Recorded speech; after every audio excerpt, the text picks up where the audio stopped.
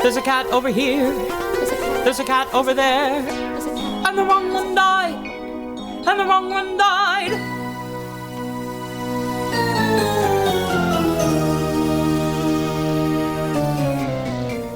Welcome to the Wrong Cat Died, the podcast breakdown of the catastrophe. I'm your host, Mike Abrams, and today we have another amazing guest. She was Bombalurina on the Royal Caribbean Oasis of the Seas, and then just finished up on the Asia tour in Taiwan as a swing. So welcome, Lucy Rice, and thank you for joining me. Hi, thanks for having me. I'm excited. I have only talked to one person that has been on the Asia tour, and I talked to them actually when they were not on that tour. They were somewhere else. So you're going to be the first to be able to talk about this production really for me. So I want to, before I get into Royal Caribbean and the Asia tour, I actually love to start though at the beginning. So let's start at your cat's history. When were you introduced? I know you're a dancer. So was it the 1998 movie that you saw? Was it a production you saw touring? Like, when were you first introduced to the show? Oh, I wish. No, I unfortunately was one of those that didn't know about the show very well until I did it. Not at all. Okay. Not really. It was actually quite a funny story because I was living with two of my housemates at the time, and they both got auditions for two different productions of Cats, and I didn't get one. So I was like, but it's fine. I'm not that fussed. It's okay. And anyway, long story short, they ended up getting cut. That's all fine. But then I ended up getting auditions for both of those again, like later on. And then I ended up getting the ship. So it was quite funny that it was. So which were the two? So I also was for the international tour, but I got a couple rounds through, and then that was it.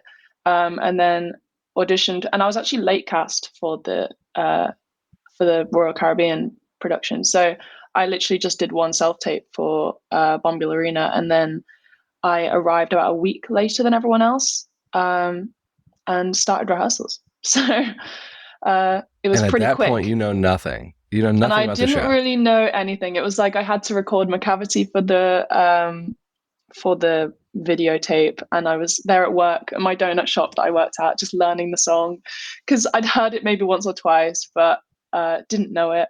And I think any kind of musical theatre student has learned the Copeland section of the Jellicle Ball at least once or twice in their lifetime. So I roughly knew that, but I actually had just done the international tour audition the week before I did the tape, so I'd learnt it there. So thankfully I could get the tape done pretty quick. But yeah, and so I got to the rehearsals, and I was like sat there with the director, he lives and breathes cats, the director at Royal Caribbean. So I sat down and I just felt so nervous. I was thinking, God, and maybe I should have done some research before I got to this job. It was my first professional job. I was like, I don't want to look bad. But I sat there in front of him, and he goes, so Lucy, what do you know about cats? Do you know anything about it? And I honestly just sit there and go, no, not much.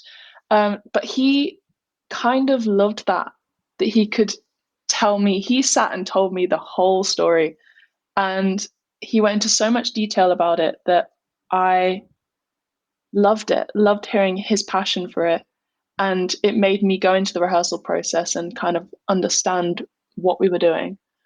So I'm kind of grateful that that's how I got into the show, because I came at it from like a creative point of view rather than watching it and not really understanding what was going on. Because I personally think I would have watched the show and just gone, if I had seen the show, I'd watched it and gone, don't get it. Which is why I think it's a bit of a controversial show as it is. Why some people. So I want you to bring me back to that moment when he tells you, sits you down, you know nothing, and walks you through the whole thing.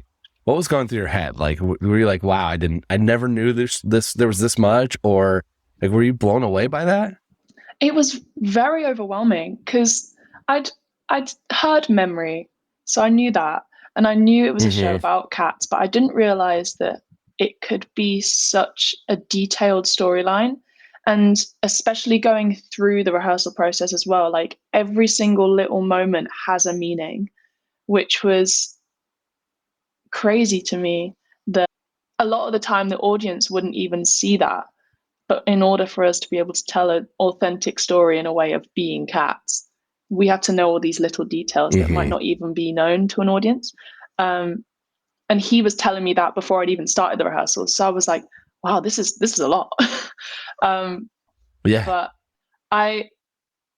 as soon as he was telling me about it and like I got into the rehearsal process, I was like, wow, I love this show. It's so me, which is really funny knowing that I was looking back on it and being like, I'm not that fussed. I didn't get an audition. Don't really want to, not that fussed about cats anyway.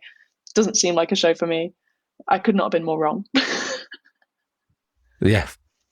So I kind of love that moment. Now you're on the Royal Caribbean Cruise. This is now the 90-minute version, right? So you're past the point where they've cut out Bust a Fur and a couple of the other pieces. Mm-hmm. Yeah, it still made sense to me because that's all I knew. So yeah, but it's definitely, now that I've done the full version of the show, it's definitely shortened. You can tell. Yeah. So I want to hear, what do you remember from the Royal Caribbean time? Do you have any, it sounds like the tour or like the production is crazy with stories because it's on a ship, it's kind of like, the ship's built around the whole stage and everything. So what stories do you remember? What are some of the crazy fun memories from doing on the ship? I mean, it's a whole different ball game doing it for an audience of people that aren't necessarily there to see cats. It's the entertainment that's provided for them. So it was definitely like we had to really, really love the show. Not that the audience didn't enjoy it, because they definitely did a lot of the time, but we were very aware that like there were moments where people would leave halfway through and we had to go, that's fine. But we would make fun for ourselves in the show as I mean, it helped that we did love doing the show.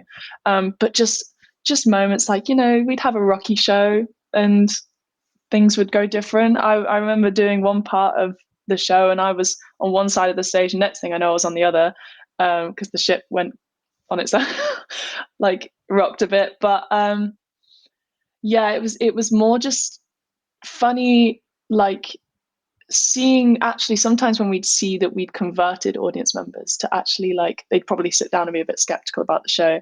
And then we'd see them by the end and they loved it. And we were like, that's why we're doing it, because you never know what fans you could find even on a ship. But yeah, it was weird doing it on the ship, especially now that I've done it not on the ship. It's a whole different thing. It's a paid audience versus an unpaid audience. I think that's a part that you're kind of referencing to. That's so much different of like everyone that's going when you're in Taiwan has made a choice and invested in going, versus everyone on the ship has invested in going on a cruise and have decided to give you all 90 minutes of their time on the cruise, but with no other investment to it. It's just like, oh, I could pop in and then I could pop out. Yeah, although despite that, what was funny to me is that because it was like an American audience and like a Taiwanese audience, which is what I was kind of with, the culture is so different that the way that they expressed their love for the show was so different. Like an American audience, they're obviously so loud. They're going to let their love be known. As soon as Memory ended, every single show was full of applause and whoops and cheers. We'd get to Taiwan and we knew they loved the show because they paid to come and see it. They would tell us, we'd see them at stage door. They absolutely adored what we did, but they were so much more reserved that it felt weird to me that I was like, but how do these guys love this so much? And they're like, we'll get to Memory and there'll be silence. But it's because their way of kind of expressing it and kind of feeling the show is just to sit and enjoy it. So that was weird. That was a weird thing for me to experience. I love that. But I loved it. I know. I live in New York, so I'm doing a lot of I get to go to a lot of theater here. And you're right. Our American crowds are sometimes a little over the top. And there's been some shows where I'm like, all right, people chill, calm down and quit talking. And I would love to sit in a theater where you could just appreciate the art. And so that sounds almost therapeutic. Because we'd go into the audience as well. When we'd go into the audience and they'd be sat there looking at us like, oh my gosh, that I can't believe they're so close to me. I can't believe the cats are in the audience. They're looking at me. They're like interacting with me. And I'd be thinking like, oh my God, like I can't believe we can do this for them. So we can see it on their faces, how much they're loving the show. But yeah, just get to the end of a number and it's a really polite applause. It's just like, Wow. Really, really funny, the difference. And then you'd come out of the show on the ship and you'd see someone and be like, the show wasn't for me. And I'm like, but you, I don't know. Just, so we've definitely had our fair share of, well, I've definitely had my fair share of like a range of audiences, which changes the energy on the stage actually as well. Definitely. So let's pivot to Taiwan, because I have not talked to nearly as many people that have done the Asia tour. And you already have highlighted one kind of major difference is that the audience is just in general different. I love that. I know that it's also, I believe, more Jillian Lynn's choreography. So it sounds like you got to go into the audience, but what are some of the differences you notice besides the audience between doing Royal Caribbean and then going on to the full Asia tour? I mean, it's tricky for me because my rehearsal process for the tour was very short. I was brought in quite last minute for the tour. So I had about 4 days in London to be told, right, you're going to be covering these roles. It wasn't even really a rehearsal. It was kind of a recap for all the people that had done Korea. And then I was kind of thrown in. So that was a bit strange, not necessarily having the full rehearsal process of it to know the difference between the two productions so much. They were both directed by different people. We were directed by Chrissy Cartwright for this production, and to work with her was amazing for me. As I say, our director on Royal Caribbean was incredible as well. But I know that Chrissy has done so much work around the show and everything, and her history with the show. So yeah, to be able to say I've done the show with her was amazing, and I loved her direction of the show. Was very minimalized. So like you didn't have to necessarily show anything too much, but it was all about the thought process, which I really appreciated. Other than that, it was mainly just like I did find my interactions with everyone on stage were slightly different. Whether that was just because it was a different cast, I don't know, or if it's because their direction that they'd gone through was different to the direction that I'd gone through, as in like interacting with people on stage. I never went through that directorial kind of process for the Asia tour because my first show was with 2 hours notice and I'd never done the show with anyone on the stage. So it was very much being thrown in.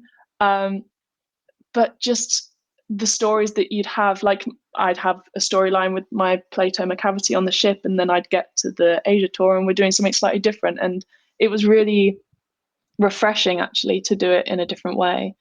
But mainly just my intentions towards things were slightly different, especially because I managed to play Bombalurina in both productions as well. How I approached things, like how I approached my interactions with Demeter were slightly different, and but that was mainly just because how I was told to do it was slightly different. So I mean that's so interesting, because I think that there is like a lot of different variations of the relationships that could be played, and I kind of love like thinking back to you sitting on I just am assuming, and I don't know if it's actually the case, I'm sure you rehearsed not on the ship, but like just you sitting on a Royal Caribbean cruise ship, just being like told the 2 hour, a day's worth of story of cats, and then getting none of that when you go, because you're kind of, again, thrown in at the last second as an emergency. And they're like, hey, you know enough. You know the show, you've done it, you kind of know. We don't have to tell you the whole story. Bit. Yeah. Yeah. So we're going to let you just go, because, you can get away with it if you think that, maybe this is the relationship versus that's relationship. The audience isn't going to notice the difference. Yeah. In a way, I kind of enjoyed that because it felt a bit more organic what my choices were. I felt like because I was playing the same role every show and I was doing the same thing every show on Royal Caribbean, it was very much like I knew what I was going to do, acting choice wise. Not that there was always much difference anyway, but like generally my choices were exactly the same. The show was pretty similar every night.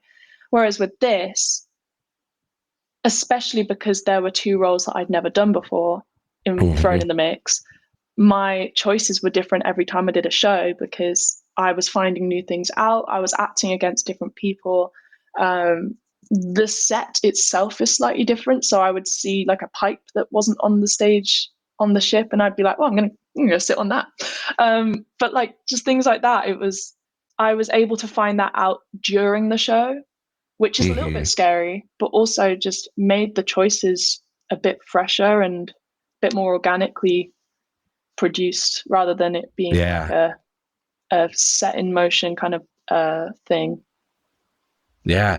So you covered Bomb, Demeter, and Jenny Eddie Dodd. So I want to know, who'd you go on for first in Taiwan? So I first went on for Demeter, actually. Well, okay, so 2 hours notice, Demeter.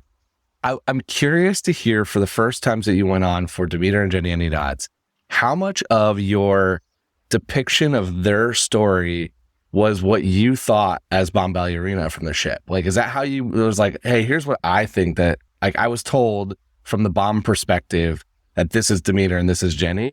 Or did you try to kind of get a little bit from either somebody that had just finished or from Chrissy or from somebody else? Well, with Demeter, she's like Bomb's sister, like Bomb's partner in crime. So I'd spend a lot of time with her on stage, or even just looking at her on stage, because she's always looking out for her and keeping an eye on her in some way. So I kind of put my Demeter head in the perspective of how Bomb would see her, because that's just the only way I'd known. Also, in a way, I relate a bit more to Demeter as a person rather than Bomb. Like, I love playing Bomb, but she's not very me.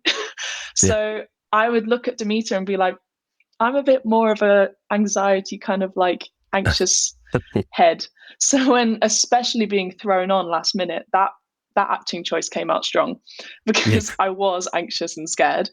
But it came out in a nice way, I guess. At least fit the character a bit. But so yeah, with Demeter, it was like I kind of knew how to play her because of being with Bomb and how she treats her. It is different doing it yourself though.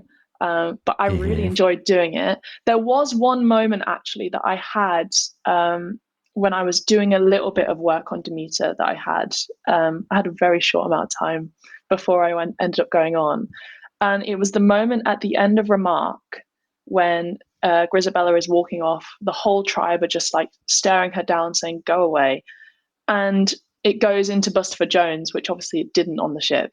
So that transition of Demeter following Grisabella off, one thing I was told was, let the scene carry on, let Bustopher Jones start, but don't take your concentration off of Grisabella, because your thought process is on her at that point. So that was one thing I would never have known, because A, it didn't happen on the ship. It went straight into something else. Can't remember what it was. I think it was Mungo Jerry or something. And B, yeah, I'd never been through that rehearsal process in the rehearsals for me to know that was a thing. So little things like that, which are integral to the story, I was a bit like, oh gosh, like I have no idea what's going on, especially because I had no history with it. So it was interesting to find out new parts of the show just from playing new parts. Because I'm still learning about the show. Like, I'll listen to parts of your podcast and be like, oh my gosh, didn't know that. Yeah. Even though I've done it for so long. And that's such an interesting piece of it too. Because like even little things, I don't think there's an answer to a lot. Well, let me rephrase that. I'm sure there's an answer if you ask the original people that created the show, or like at least their thought process. But what has sustained the show is the fact that there isn't an answer to so much of this stuff, and it allows you to kind of play with that. And I do kind of love the like idea of, okay, you're picking up a new piece. As you did from going from the shortened show to the full show, like did having a Bustopher and some of these other characters change anything about your perspective of the way you played the story? It's like you now have another interact. Now, I guess Bustopher is kind of a worthless, walks in, does his thing, walks out. But there are other cats that are not on the ship that are part of the show that actually do have like some really interesting stories. Did your Bomb necessarily or Demeter evolve as you went from, wow, now I got to figure out how to interact with a Bustopher or interact with the twins or whoever might not have made it through from the ship to Taiwan? I don't think so much, because kind of like you say, Bustopher Jones, she's just a cute old little number. Only thing is, because Jenny sings it, I did have to have a connection with it. And in a way Mm-hmm. that kind of helped me with her storyline, because she has that great tap number, but then it's kind of like, cool, Jenny's just there now. She's there as mum. She's kind of enjoying her time, but it added something else to her story, which I don't think would have done without Bustafer. Just that Yeah. she's still kind of there. She's got some love going on. It made her really fun to play. So with that, not so much. I did really get a bit of I did like a personal connection more with Gus once seeing his story continue a bit more. Because on the Mm-hmm. ship, his number is so short, and he just sings his little number and he toddles off, and that's it. And I just think, oh, he deserves a bit more than that. Yeah. So to see his kind of love for theatre, especially him come back on at the end and kind of reprise his number and get so emotional, and Gus on the tour was incredible at it. Honestly, I watched him do it and I just like started to bawl. It really connected me to that character, at least. I guess that's not necessarily changing how I would act, but my connection to particular character stories that Yeah. weren't necessarily my own changed. Yeah. And I think that was kind of my question, is like, it is a difference. I guess if Gus is getting way less time on the ship of the song, and then you're getting more, you are getting a different show. I mean, you're going from 90 minutes to 2.5, like it's an extra hour or 45 minutes at least with intermission. Like that's a lot more show. And I know a lot of that is dancing and parts that are just cut from, other pieces here and there, but there's also actual like full on sections cut. Mm-hmm. And so it does feel different. I've kind of been dying to see the 90-minute version, because I want to be like, all right, does this change any of the relationships that could have been played or the thoughts there, because you lose some of the whole like big storyline. Yeah, and I think what's important is that I had just as amazing a time and found just as big a love for the show by starting with the 90-minute version. Like I remember whilst I was doing it, I was really enjoying doing the show, and then my two best friends on the ship were like, right, you need to watch the 98 film because you've not seen it. Because they would be like, oh my gosh, Peaks and Pollicles. And I'm like, what's that? Yeah. And they're like, oh, you must see it. It's a must see. And now I've done it. I'm like, oh, yeah, that's a crazy part of the show. But we sat down like one night in my cabin with blankets and everything, and we watched the film. And I was like, oh, okay. Now I get it. But I wouldn't say that I've loved finding out new things about the show by doing the full version, and seeing new interactions and new parts coming out and little character moments be seen. But I wouldn't say it loses anything from its version. It was definitely the right decision for the ship. I think totally the show that it wasn't the right kind of show to be that length. Well, and I talked to somebody who did it before they cut it to 90 minutes on the ship, and because of the way the show is built, you have little memory to end Act 1, and they said that like nobody came back for Act 2 because everyone just thought that was the end. Yeah, and they're like, we've got to figure out how to solve that. So like that alone makes sense of like, if you have an audience that is willing to get up midway through and leave, you definitely are gonna hold them through intermission. And so I thought that was actually a very smart decision. And then I was like, what'd they cut? And I was like, oh, it's Bustafer. We'll be fine. Like things like that. It's like, oh, we'll be okay. But I love hearing you talk about the character interactions and moments. So what are some of the ones that you, maybe not either that you got to play or that you got to watch? Like, what are some of the character relationships and choices that you really love seeing happen on stage? And again, I think for me, I noticed a lot of these more by doing it in Asia. And I don't know if it's because I could distance myself from it a bit more.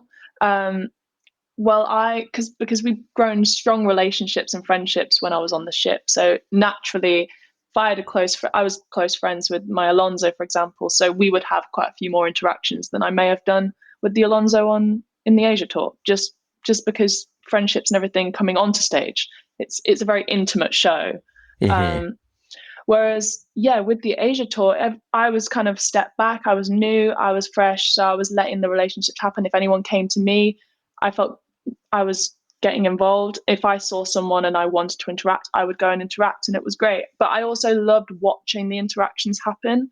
I remember, for example, I would either be off stage watching moments, or when I was ended up being on stage, I was also watching my other covers just to be like, oh, what are they doing? Where are they? What are they on this point? And I remember I would always catch eyes with Jenny. She was a very new one for me, character wise. As I say, like Demeter, I had some way of knowing how to be her, but Jenny was very fresh. So I try and see what she was like on stage and how she would be in her numbers that didn't involve her. And her interactions with all the kittens, I loved it. She was proper mum. She was, especially with like Carl Buckety, for example, and like Bill Bailey, she'd get them all involved.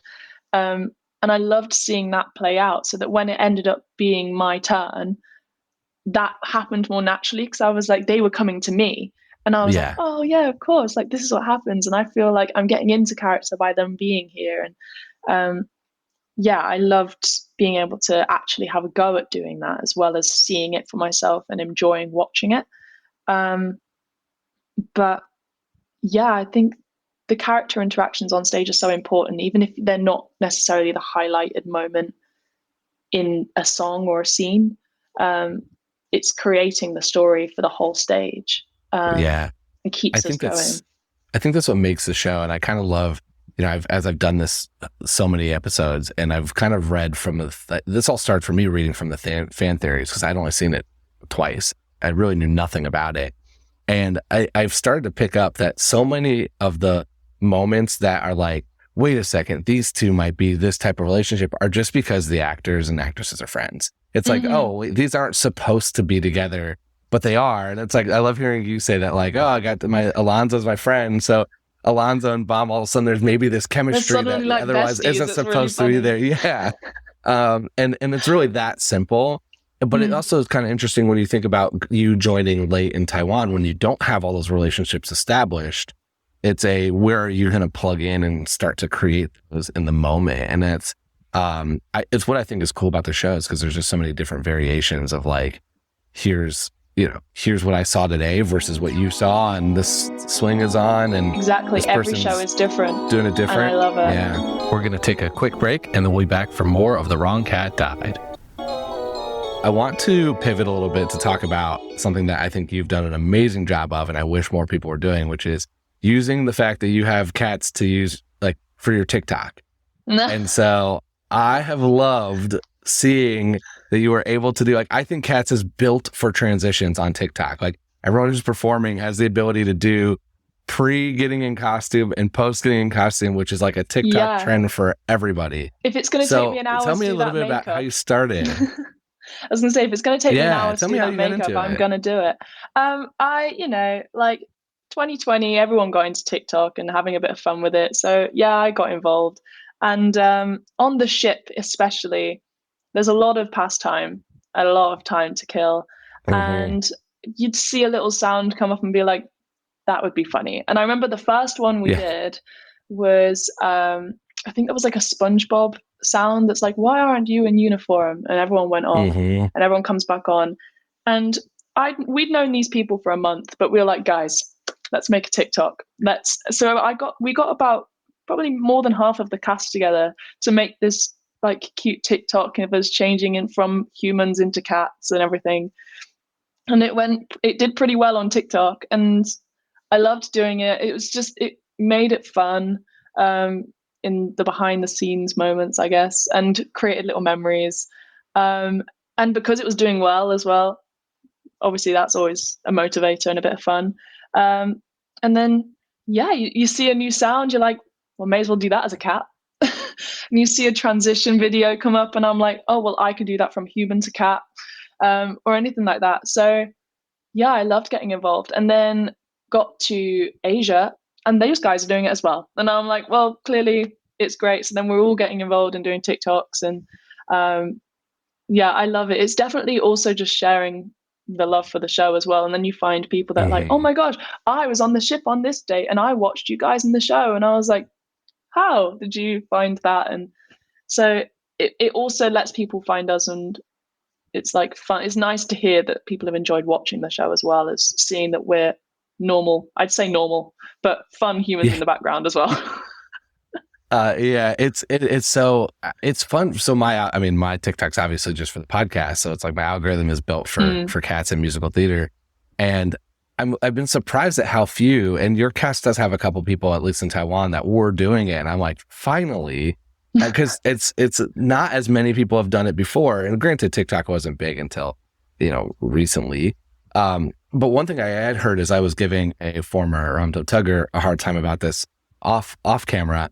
And he was like, yeah, by the time we get to intermission, everyone's like exhausted and the last thing they want to do is film it. So how did you kind of get your cast to be like, all right, hold on. I know we're about to go on stage. I know we're about to perform for almost 3 hours in front of a full crowd, but like, let's quickly dance this number after we get our makeup on. Well, it was especially like my two friends on the ship. We would be like, right, we are going to be ready by the 20-minute call. We're doing this TikTok and then we'll do the show, because we didn't have the intermission. So we didn't have the in-between. Obviously at the end of the show wasn't going to happen. What I did find was it was always on the days where we'd had a 2-show day. So most of us, lucky people that didn't necessarily sweat it off, kept our makeup on between the shows. So it was very quick for us to get ready for the second show. Therefore, we would be like, we're ready early. Why don't we film TikTok? So it was always on those days that we found it. And then other days someone would be like, guys, I just found this sound. Let's try this one. And then we'd be doing it and someone would come in and go, oh, can I be in it? So then people would want to do it rather than just having to be like, let's find the time. I loved doing it. And it was just also like the makeup, like transition ones are always fun as well. Like when you're doing that by yourself, filming like, the time lapses and everything. Then I still look back on them now, especially because the makeup plots are so different between the two productions that I'm looking at them going, wow, that's very different. Which is also why maybe fans love seeing it as well, because they're like, look at the difference between all the different productions as well on how they look and how they do their makeup and everything. So it was mainly all just a bit of fun for me. If people are enjoying it, it's a bonus, but I was enjoying myself, so it's great. I think that's the only way it succeeds, is if it's fun for you, then hopefully other people do it. Because otherwise, if it feels like a job, it's honestly the reason I still record these, is that they're still really fun for me to hear and learn about the different productions, versus it feeling like, oh, I gotta talk cats again. Like if it gets to that moment, then all of a sudden it becomes not fun for you, and I don't think the quality of what is produced is as good. I feel like if anyone thought like that, I wouldn't have done cats for the second time. Some people do cats for years. And it's like, it's one of those that once you know about it, once you love it, that's it, you're in. You're in for the long haul. Definitely. Oh, and I've met people who've done the show 8-9 times, and then you've also on the fan side, you have people that have seen it hundreds of times. And I'm like, I've seen it once. No. Yeah.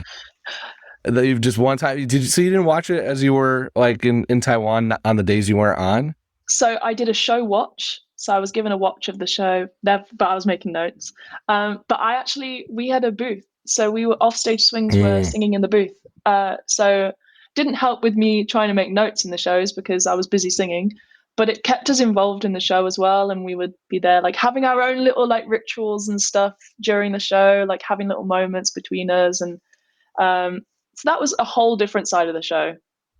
Seeing it, watching the band play, because that was another thing, actually a difference. The ship was on a click track, so it's to a track.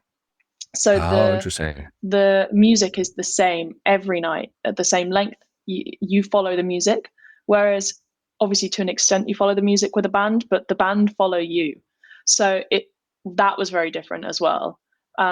But seeing the band play and seeing all the instruments coming out, the flute, for example, like, and seeing the drums going and misto, and seeing the pianist playing such incredible like music, it gave me a whole different perspective on the show that I was like, wow, this is a whole thing that I didn't even get to experience the first time.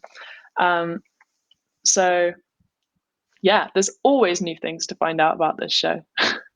I mean, and you you toured a little bit too, so each theater is probably slightly different, and there's like slight tweaks to the set, and there's all kinds of other stuff, and then you've got swings going on, you've got different people making slightly different choices. So it is one of those shows that there are many shows where I feel like, you know, you get roughly the same thing every time. You know, like even though there's different people and everything, it's pretty much the same show. There's not a lot of liberties you can take. Whereas I think in Cats, you get a lot more like small liberties, because the lack of plot almost allows you to create more throughout. And I've only seen the show 4 times, which is crazy live. But all 4 were also very different experiences of who was doing this and who was doing that. And of course, the second 2 times I now knew way too much about the show. First 2 times I knew nothing.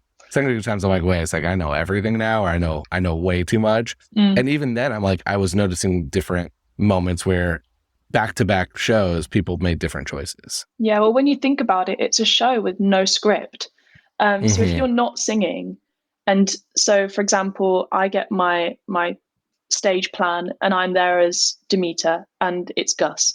I'm told you're there, not told anything else. I'm just told to watch Gus and sit in that spot. And I'm like, okay, well, all the choices are mine. It doesn't have to be the same as that Demeter. It doesn't have to be the same as the next Demeter. Same with any other character. If I'm on stage and it's a new Carbuckety on the stage, they're making completely different choices, but they're being their own version of that character. So that's why every show is going to be different, because there's so many numbers where even characters that will sing 1 or 2 lines the entire show on their own. So they've got all these numbers to make their own choices without even saying anything. And so much of the storytelling is because we are portraying something physically. The acting is all going to be physical and with our bodies and with our faces and stuff. So a lot of character choices are going to come just by watching and not necessarily listening, which I really loved. Yeah. Such a unique piece to it. And it's cool too, with you getting to experience so many different versions. Like, you talk about that for most people. It's like, you get to see some tweaks here, but you got to experience like 2 different shows almost. I'd say 4, because 4, 3 different shows of 3 different cats, and a whole other show is Bomb. So yeah, very, very lucky. Oh, even 5, swing, off stage booth, that's a whole other show. So very lucky. Let's do some rapid fire. So if you could go on for one night, and I know you pretty much just finished, so let's say ignoring, whether it's male, female, vocal range, just if it's like, I would love to just play this role one night, one time. Who would you want to go? Oh, I think I loved Bill Bailey for some reason. I wish I could flip like that, but he's just such a fun kitten that can also express his kind of like playfulness by doing all these flips and stuff, which is crazy. And audiences live for it. So I'd love to play him. I love it. Who are your favorite and least favorite cats in the show? I feel like my own personal view of it is from like seeing them play on stage. I've always had a little soft spot for Carbuckety or Pounceville. In both productions, I've had such sweet interactions with that character and always enjoyed like playing off of them and then watching them as well. I have a little soft spot for the kittens, I think. But Carbuckety especially, which I think is kind of a niche answer maybe. Definitely. But it's just very, very, very cute. I don't know about least favorite. I don't know. Like, I've never really been that fussed about Grizz. And I feel like that is a very, but I don't know. I just feel like she's, I want her to be more present maybe in moments. Yeah. I don't know. I feel like she comes on, goes off, comes back on 50 minutes later. And I'm like, where have you been? What are you doing? Yeah. This is great from my last question. Oh, really? Yeah. If she's your least favorite, then I'm ready. I'm excited to ask you who your Jellicle choice is. Let's go with favorite song from the show. The opening. It's just so epic. And I just remember, like, I get to the end of the opening and I think, that's insane that we just did that. And I remember watching it and thinking, that's a whole skeptical. Like, the ball itself is incredible, always gets a massive round of applause at the end. But I say the opening is just as impressive as the ball because it's the same amount of dancing, and sing. And everyone gets introduced. Everyone's got their moment and their line. Like, it's just a whole ensemble piece, and I love it. Yeah. Here's my fun one, which is, which cat do you think would be the best TikTok influencer? Maybe Mungo and Rumpel. I think they'd make a good pair. Ooh, what's good their online content? Duo. Prank videos. Prank video. So I've asked this question a lot now, and I've answered it a lot of different ways. I don't think I've ever answered them, but I kind of like the idea of like they're doing some, I think they're like prank naughty, but like people like it, you know. They're the ones dressed up as the trees and hiding and jumping out at people, and yeah. Okay, I could see that. Yeah. I always thought it was going to be a Victoria or a Bomb doing makeup all the tutorials, dances and makeup tutorials, or Bustopher Jones doing cooking. I love that. That's where I'm kind of, or like Jenny Anydots doing like cleaning videos or like housekeeping videos. Yeah, but she sleeps all day, so she's not gonna. Very true. Like she doesn't have the time for that. She's got to do her regular work. She doesn't have the energy to do the fun stuff. Okay, so my $1 million question, and I'm hopeful you're going to agree with me based on what your least favorite cat. But this whole podcast has argued that Grisabella is the wrong Jellicle choice, and that there should be other cats considered in going up to the Heaviside layer. So I want to know, for you, Lucy, who are you picking as your Jellicle choice and why? I mean, it's tricky, isn't it? I feel like it would be a different answer every show, even just by how things are played. But I do always think, like I said earlier, I think Gus deserves better. Justice for Gus. Love it. But I don't know. Could be different every time. So I kind of love, let me ask you this question then. So I love that you said Gus, because especially after you said that your Gus has got on the ship is much shorter and doesn't get as much of the love. So I'm like, how would you have said Gus if it wasn't for the Taiwan experience? I think is an interesting question. But I want to ask you the question of, how do you think Old Deuteronomy makes the choice every year? Like, is there a criteria? I don't know. I feel like it would be different every year. Maybe circumstances are different this year. Is it always someone that's done wrong? Is it always someone that's not necessarily welcomed in the tribe every year? Or is this the niche year that they've gone, let's make this a musical?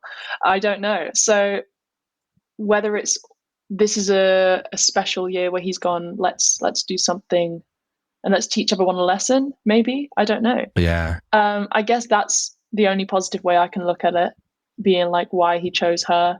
To teach the kittens something, maybe even more teach the adults something of, don't hold a grudge, maybe. But I don't know. I feel like if you're not part of the Jellicle tribe, can you go to the Heaviside lair? Maybe that's me. Yeah. Well, yeah, I think it's mostly too because I saw a lot of very young Grisabellas perform, which I think has become a trend over the more recent years. Is that I'm like, let her stay a year, let her dance in the ball next year. Like, let's put her through. Like, she's on stage for 15 minutes. Like, let her spend a year with her family. Let her go next year. Give her some time with the kittens. Let her and Vicky get to know each other. I think she left, so she's back. Like, let her enjoy her time back. Like, that should be the reward, not the being the choice.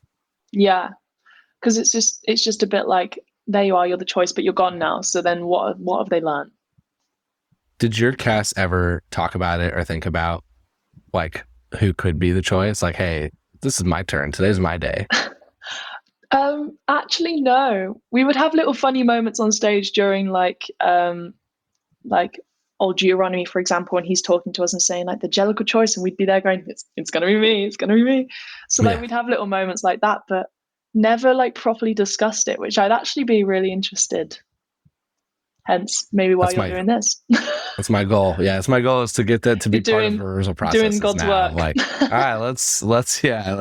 I'm trying here to influence the Jellicle choice for everybody else in the future. This has been so much fun. How can people stay in touch with you and see all those incredible TikToks and everything else? Well, My TikTok and my Instagram are both Lucy Rice 98. It's the best way of finding me. But yeah, that's basically it. Thanks for having me. Yeah, this has been so fun. I will link that. And thanks for sharing your stories and all the different experiences you got to have and doing it so shortly after coming back from Taiwan. I'm sure that was a little bit of a whirlwind to finish and get back home. Yeah, definitely. But it's so nice to talk about it when it's still fresh and as well, and be able to look back on it definitely and think about, especially even the ship memories too. So thanks for having me. Yeah. Well, thank you. And thanks everyone else for listening to this episode of The Wrong Cat Died, the podcast breakdown of the catastrophe. To follow along, you can subscribe on Apple Podcasts, Spotify, or anywhere else you listen to podcasts. Follow us on Twitter, Instagram, TikTok, and Threads at The Wrong Cat Died, or check out our website, catdied.com.